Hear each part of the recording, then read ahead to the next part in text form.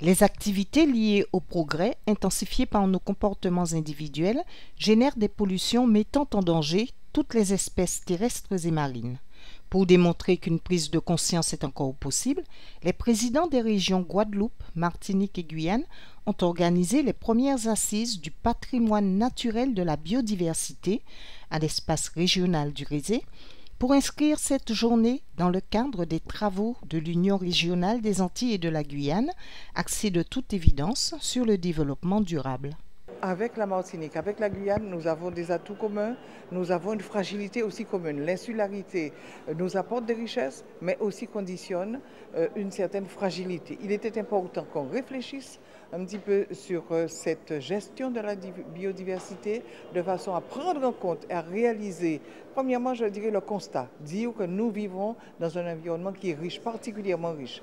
Deuxième chose, comment préserver et comment faire en sorte d'utiliser cette biodiversité, puisque ça fait partie du fonctionnement de notre économie, de la vie même dans notre archipel. Comment donc préserver et comment gérer au mieux cette biodiversité pour éviter que des espèces ne disparaissent. La biodiversité, c'est la part vivante de la nature, dans tous ses éléments les plus simples, des gènes à l'intérieur du corps, en passant par les plantes jusqu'aux écosystèmes, qui sont les forêts, les récifs, la mangrove, etc.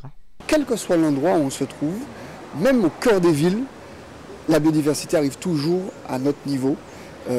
Dans une fente à travers un mur par exemple, un papillon qui va passer ou les allergies comme peuvent nous causer par exemple le pollen, tout ça c'est de la biodiversité. Et en particulier, toutes les espèces n'ont pas la même sensibilité. Certaines comme nous, les humains, sont assez adaptables. On arrive à s'adapter à peu près à tout. Certaines autres sont beaucoup plus exigeantes, beaucoup plus difficiles. Et c'est celles-là qui ont le plus de valeur. Donc celles-là, on va les trouver justement dans les milieux qui sont les moins perturbés par l'homme. Que ce soit sous terre, sous la mer ou dans les montagnes. On est souvent trop stressé, on a besoin d'un psychologue par-ci, par-là. Une plante chez soi, c'est l'équivalent d'un bon psychologue. La zone Antilles est l'un des 34 points chauds mondiaux pour la biodiversité. Environ 20% de la surface totale de la Guadeloupe abrite une grande densité de surfaces protégées. Elle possède 62 000 hectares d'espaces naturels, dont 40 000 ont un statut de protection forte.